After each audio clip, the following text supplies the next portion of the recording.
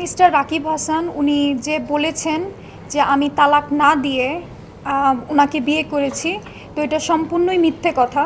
তো এটা সম্পূর্ণই মিথ্যে কথা। দর্শক, এটি হচ্ছে তামিমা তাম্মির পাসপোর্ট, যেখানে 2018 সালে স্বামীর নাম রাকিব, কিন্তু এই যে তালাকনামা দেখানো হচ্ছে 2016 সালে ডিভোর্স। আবার ভালো করে আপনারা দেখুন, এই তালাকনামা এই পাসপোর্টে 2018 সালে রিনিউ করা পাসপোর্ট এটি। এই পাসপোর্টে ভালো করে দেখুন যে তার স্বামীর নাম রাকিব হাসান লেখা রয়েছে। এখানে আসার জন্য, আমাদের সাথে থাকার জন্য সবাইকে আন্তরিকভাবে ধন্যবাদ।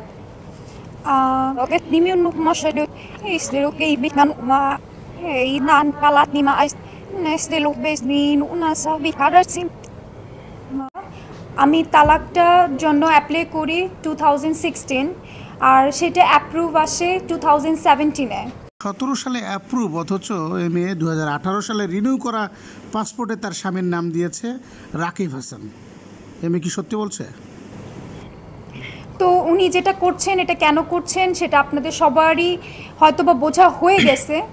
তো সেখান থেকে আমি বলবো যে এগুলো উনি যতগুলো কথা যতগুলো বলেছেন, শুধু দুইটা জিনিস ছাড়া, যে ওনার সাথে আমার বিয়ে হয়েছিল এবং আমাদের একটা বাচ্চা আছে, এটা ছাড়া সম্পূর্ণ কথাই মিথ্যে। উনি যা যা বলেছেন, তো সেগুলোর যথাযথ প্রমাণ, প্রত্যেকটি কথার প্রমাণ আমাদের আছে।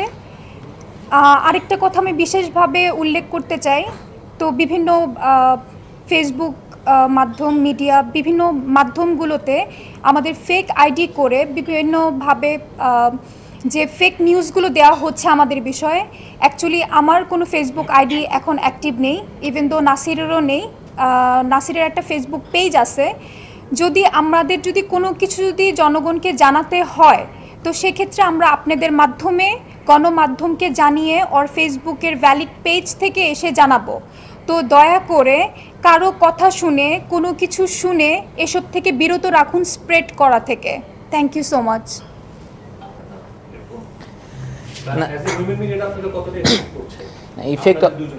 এটা আমাদের দুইজনকে যতটা ইফেক্ট করতেছে তার চেয়ে বেশি আমাদের ফ্যামিলিকে করতেছে, কারণ এখানে আমাদের ফ্যামিলির ইমোশনও আছে, আমাদের ফ্রেন্ড সার্কেল আছে, আমাদের আত্মীয় স্বজন আছে, সবাইকে ইফেক্ট করতেছে। তো আমি তাদের উদ্দেশ্যে এতটুকুই বলবো যে তারা এমন কিছু না করে, এমন কিছু না বলুক। বা আমি না হয় ন্যাশনাল টিমের প্লেয়ার, ঠিক আছে, আমাকে মানুষ ভালোবাসে, মানুষ আমাকে গালাগালিও করে, সেটা আমি মেনে নিতে পারি, কিন্তু তামিমা হচ্ছে ও এই কালচারের না।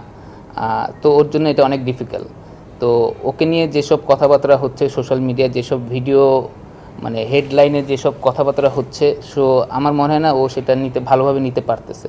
তা আমি যতটুকু বুঝি আর কি, আমি 1 সেকেন্ডের জন্য